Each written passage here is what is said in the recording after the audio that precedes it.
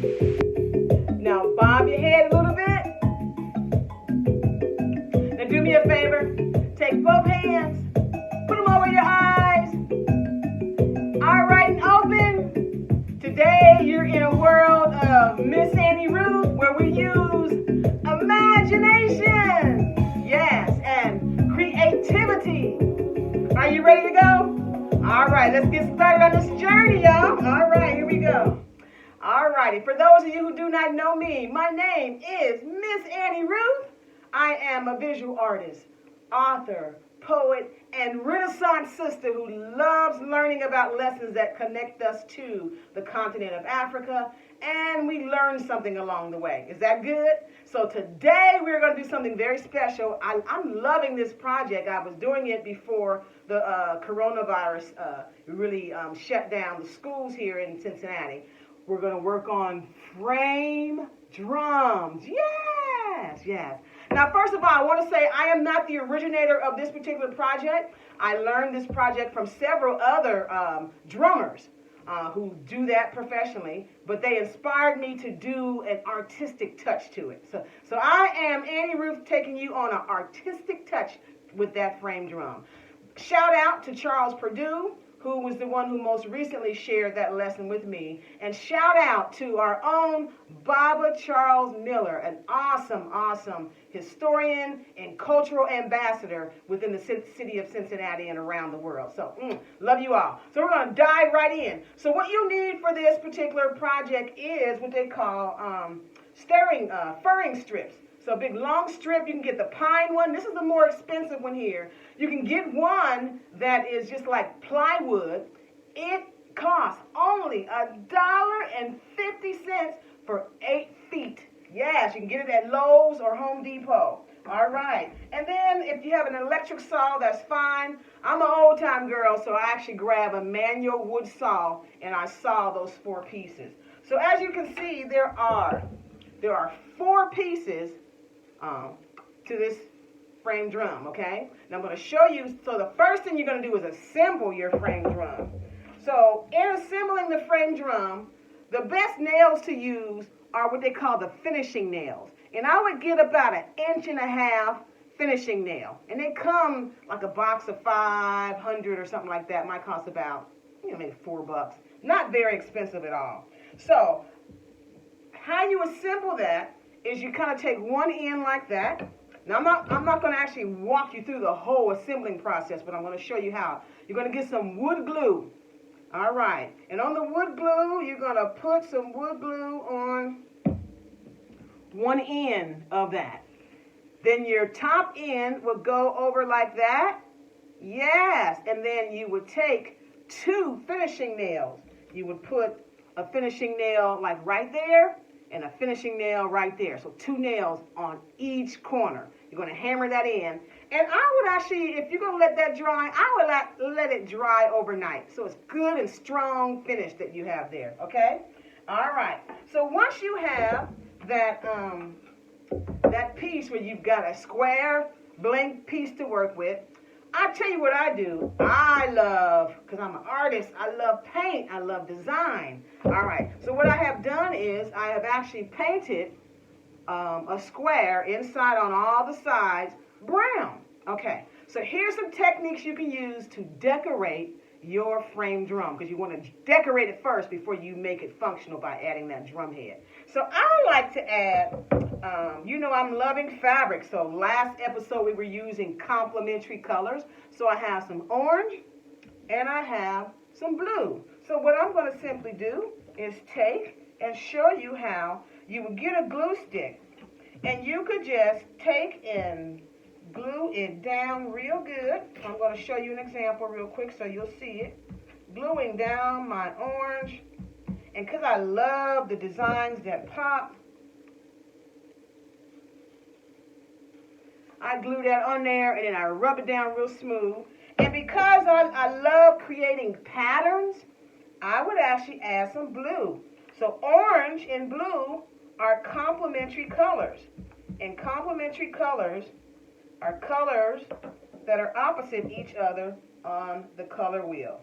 So there we go. So see how I've kind of glued that design? I'm going to do one more on there so you can kind of see how it can go.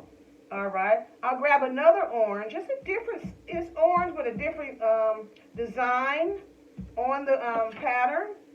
So I'm going to take and put that orange down there, rub it in there real good. See how I put that in there like that? All right. And then I'm going to take a little bit more blue here. Now this is only one way that you can decorate this. I'm going to show you several ways that you can decorate your drum. All right, so see there's one way that you can do that using the fabrics and the glue. All right. And then when that's all done, my handy dandy Mod Podge. If you really want to seal this on here and not have to worry about your fabric rolling up, I would Mod Podge the whole thing. Now here's another thing in terms of buying acrylic. These acrylics right here you can get at Walmart for maybe like $1.50. This right here, this acrylic I got for $1 at Dollar Tree. So sometimes they have acrylic paints at Dollar Tree.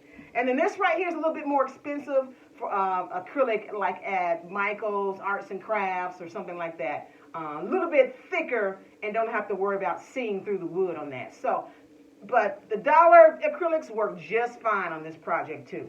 All right. So one thing I like to do that I have right here, they're called acrylic paint markers. So it's paint, but you have control. You got more control over it. So I'm going to show you something really great. So you say you didn't want to cut fabric. You just want to do your design. All right. So you can actually take, see right there? You can take and do your design. I'm going to do maybe some circles in here so you guys can see. You can tell I love circles, right? All right. So there's 3 circles there. Now, see how much control I have with this paint marker? Look, there's no dripping or, there we go. So, all right, I got that white on there. Say if I want to come back and accent this with a little gold, make it look a little royal, right? Now, the key thing is you want to give, because that is paint, you want to make sure it dries before you draw on top of it. But once it's dry, you could actually do designs on top of it. But I'm going to do designs around it for now. So right here, I'm just going to do some dots. And the great thing about it, if the ink, if the paint isn't coming out like you need to, you can kind of push down. And I'm just kind of using dots and circles as my, see my design there? Dots and circles. Now the great thing about that is, remember, these are paint markers. It's acrylic paint. It's going to dry very quickly. So I'm going to show you if I want to come over here and do some more designs around that using my dots. And I'm just having fun. See, you can use those dots and you don't even have to know how to, you don't have to worry about, oh, can I draw a picture? You can just do shapes. All right, shapes and dots. All right, now guess what? Say if you don't have acrylic paint markers, because we're using what we have at home. You don't have acrylic paint to even paint your drum. You can actually decorate your drum without painting it at all. You can just draw using regular Sharpie markers directly on the wood. Let me show you how that would go. So if I'm going to draw directly on the wood, I would take, see how bold those colors are? Right there on the wood. Let me see, I'm going to show you this. I'll do maybe a triangle so you can see. Triangle and some lines.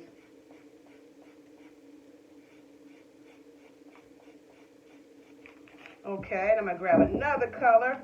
Maybe I'll grab, I kind of like this orange-blue theme that's going on here. So let me kind of grab some orange.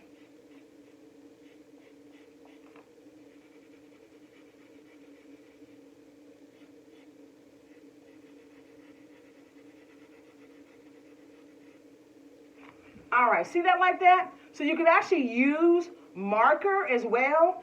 But you know, I'm an artist, and you already know I love bold colors that pop. So if I were going to say you've got the time to do it at home, I would actually take and use See how much bolder when you paint, how much it pops? And even on the paint marker side too. See how much bolder it is and it pops. So the artist in me says go for the bold, go for the bold. All right, so once you've got that design that's totally done, the final stage is after everything is dry, you got this stuff here, right, this called clear packaging tape. You can get a roll of this right at, you already know, at the dollar store. Yeah. So I'm going to show you how to wrap one, and in that way you can see how, you're going to have a functional instrument when this is all done. So you would actually, if you're wrapping one, you would actually start on one end with the tape, right? And the key thing is you want to pull it tight. So you're starting on one end with the tape. So you're pulling that around like that, right? And then you're wrapping it. And then you're going around to the other side. And you're wrapping it. And then when you go to the next side right there, you want to slightly overlap. See how that's overlapping there? All right, so you overlap. I'm going to do this really quickly here so you can see. And I'm pulling it tightly, and I'm overlapping, pulling it tightly, and overlapping, and tightly. So I go in one direction on one side, right? And once I have that one side wrapped like that, I cut it. All right. And then once all that side is wrapped, I come back and I wrap the other side. And so when it is totally done, wow, you have a beautiful, functional frame drum.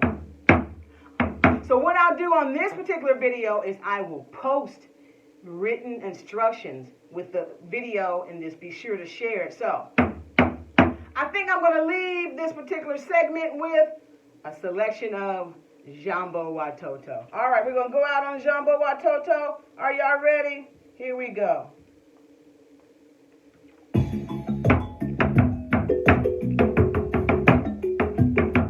Hey! And Jambo Watoto means hello, children. Here we go. Jambo.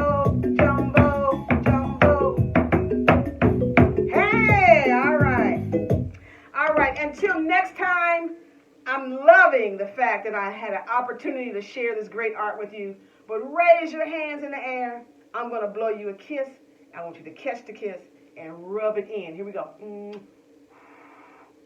Catch it and rub it in. And I'll see y'all next time, okay?